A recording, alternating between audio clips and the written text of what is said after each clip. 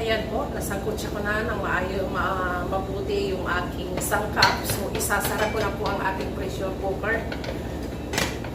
Dito po kasi sa pressure cooker, mabilis magluto ng karne. Kailangan lang, alam natin ito gamitin.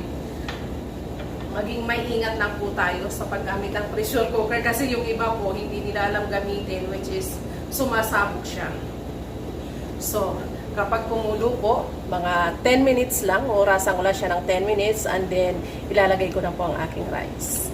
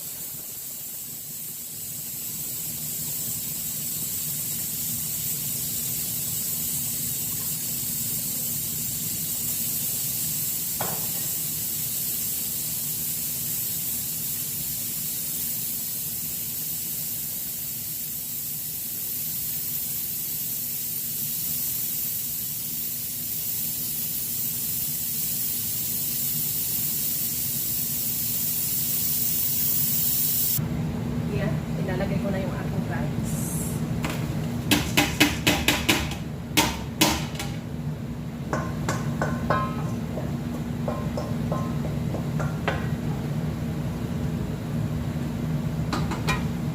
Ilalagay ko na rin yung aking coriander.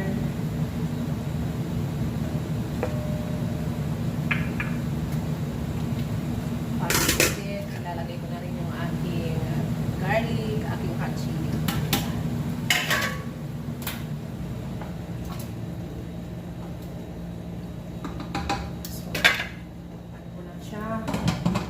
Hanggang sa malalim na yung kanin niya. Hanggang sa maluto na.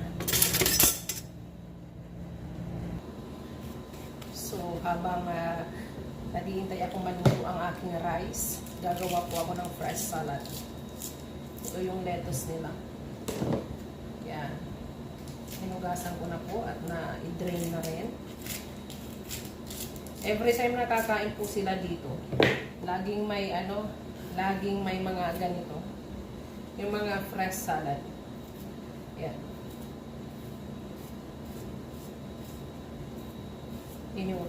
Hihiwain ko lang siya. And then, saka ko siya lalagyan ng olive oil at saka lemon. Pero may mga sauce din po na para sa mga fresh salad talaga. Kaya nga lang, ako dito, ginagawa ko lang yung minsan pagka mahaba-haba pa yung oras ko. Ayan.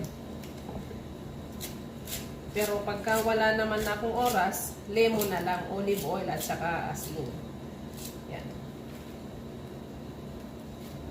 Ganito po ang mga Aramo every time na kakain sila. Meron talagang mga ganito. Mga fresh. Lagi sa lamesa, dapat meron din silang lemon, yung mga ganon. Ay,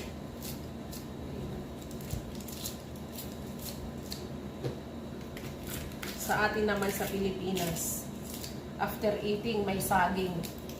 Dito sa kanila, habang kumakain, ito ang partner. Yan. Meron ako ditong pipino. Yan. Hiwain ko lang siya ng mga, dapat manipis. Kung ano yung hiwa ko sa, sa ibang gulay, dapat ganun din. Pero, pwede siyang hiwain ng pino. Depende sa'yo kung ano ang gusto mong pagkakahiwa. Ganon po siya. Yan. Tapos, meron naman ako ditong beetroot. Yan.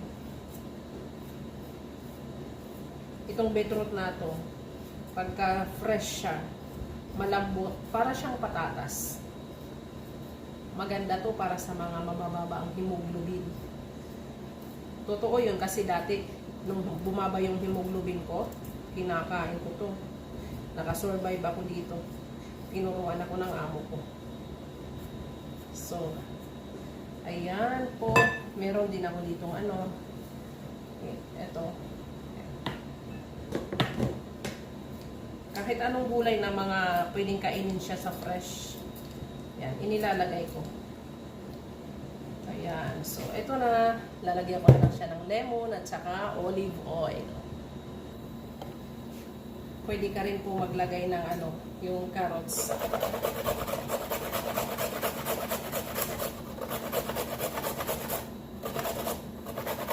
Malinis po ang kamay ko ha. Baka sabihin nyo, walang gloves. Pero di po uso sa akin ang gloves. Kasi ang gloves, may chemicals din yan. Ito po yung aking asin.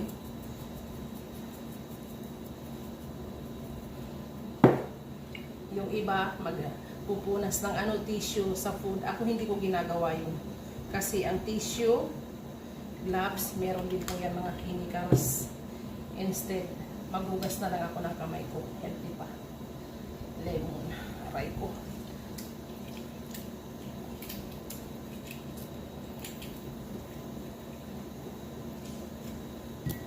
Tapos, pigain ko lang siya. Ang tigas ng lemon na to. Hindi siya, hindi pa siya hinog, kumbaga. So, ayan.